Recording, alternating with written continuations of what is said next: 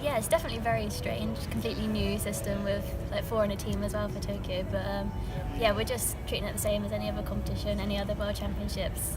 We're just hopefully going to go there and just try and do our job.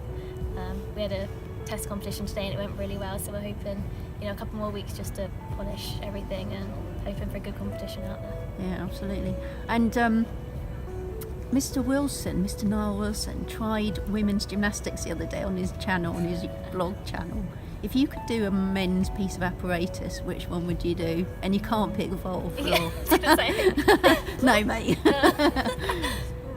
Maybe pommel. I feel like that's the safest to try, maybe. Are you serious? I think that would be my worst one. Oh, really? Yeah, because there's not really much you do. I mean, obviously you swing about on the bars, but there's nothing where you hold your whole weight on your arms on pommels. Really? I just feel like P-bars is, you have to shift yourself off, and we do nothing like that. That's true. But what about a Kovac on high bar? I think I could ping it and not come back to the bar. Maybe just like splat on the floor or something. Just chuck it over.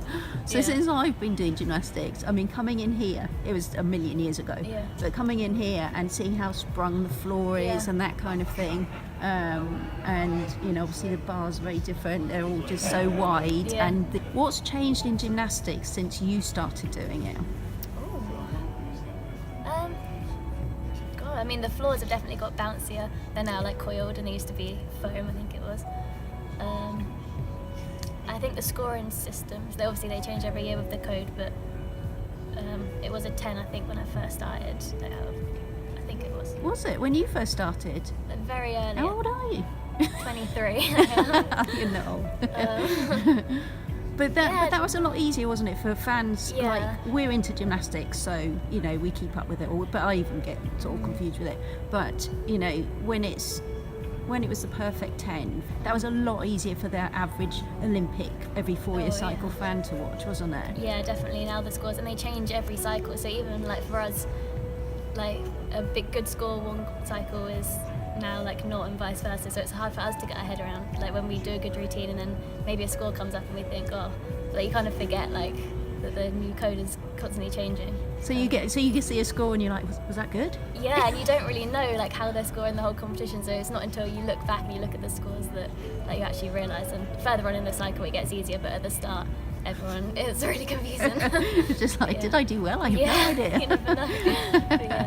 And I've been talking a bit with the boys about well-being, particularly mental well-being in sport, in gymnastics. And I think I've been speaking to a lot of athletes as well, elite athletes, Mo Farah and people like that, about their interests outside of sport, because I think it's quite healthy to have an interest outside of sport. So what are your interests, apart we'll get to you launching your business in a minute. Your leotards. Yes. Well, I go to university. I'm in my 3rd year now, but I've done it part-time, so I did it over 5 years. So I'm in my 3rd year but 5th year. Got you.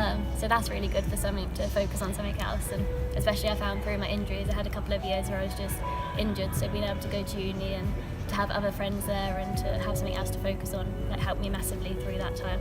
What are you studying? Sports science. Of course you are. Yes. And is that an area you might want to go into after gymnastics, in the science side of it, do you think? I think so. I definitely want to stay involved in sport. I'm not 100% sure what yet. I haven't really thought about it, but I find it really interesting, like the psychology and different things. I think it really helps as well for me inside the gym. So.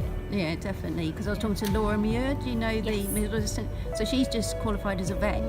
So on Instagram she's got pictures of her in a field when she's having time off, with some sheep or something, and it's just brilliant. She's so far away from athletics. And you just think that has to help. You've just launched your leotard design. Is that something you've been particularly interested in doing? Not really when I first got into it. I've been working with Milano, being ambassador for them for a couple of years now. And I really like that. I really like seeing all their new leotards and things, and you get to design your leotard for every British Championships. And once we started doing that, me and Kat Driscoll, the trampolinist, we kind of thought like, maybe it'd be cool if we could, launch. And obviously Ellie and Becky, they've got their own leotards. So we just thought we could maybe combine the two disciplines and create something that, you know, we'd like to wear as well. So that's really exciting, and it's just like a little bit on the side that it's nice to do. Yeah, and did you actually come up with some of the designs? You sat down with someone and said, well, I think this would be a good idea and things like that? Yeah, well, there's 10 leotards in the collection, and so me and Kat just completely designed 5 each from scratch. And yeah, kind of we come together and we talked about what colours we wanted and what different designs, and we wanted some like just plainer and comfy, and some, you know, with more sparkles. And yeah, we literally just started from scratch, and it's been quite stressful at times. Like, to Welcome think to about my world, to a proper civilian life. Yeah. Yeah, you always forget, like you do one thing, oh gosh, I've got to do that. But no, it's been so fun. And Milan have been really good as well at helping us bring the collection together. Okay. I have a question about your sparkles, because we had no sparkles on that, you know, that was fine by me. When you're under the lights and you're on beam or something, does it not like reflect in your eyes or something, all these sparkles everywhere? Presumably not. Never noticed, no. Oh no, don't notice it now. And you're right. We always love it when we can see like each other sparkling, because you can't really see your own leotard, but you look at like your teammate and you think, Yeah, that's a nice they leotard. look well So, good. yeah. Really, really good. Oh, thank you.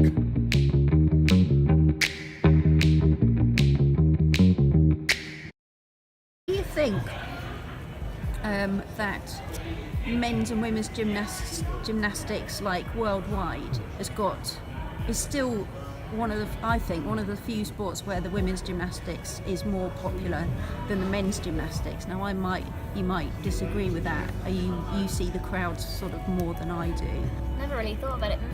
Maybe a tiny bit, but I don't know if that's because I'm involved with the women's side. Maybe. I mean, our men are incredible, and they've been, you know, they win medals at most events now.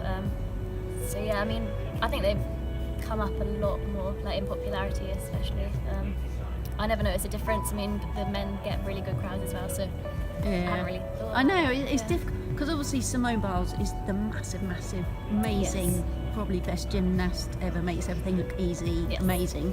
But then you have got Kohei Uchimura, who's the same on the men's side. But I would still say maybe it's because Simone's American. You know, I would say general fans would know Simone more than they would know Kohei. Yeah, I but guess he's so.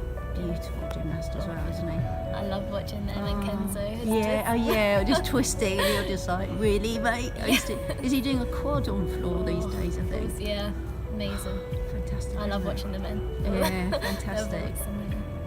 Just 2 more things. So talking about your, you know, designing the leotards and things like that, did you see British athlete Dina Asher-Smith and KJT in the London Fashion Week? No. Did you not see them? No, I haven't seen that. Yeah, so one of the designers got them to go. There were quite a few athletes, and they were the 2 main British ones, and they did like a runway walk and stuff like that for this thing. What, it was in, like, brilliant. Yeah, it was sort of sporty fashion okay. wear. Would you fancy something like that? Oh, maybe as a team. There's probably some other people in the team that would like that more than I would. You've just right. Yeah.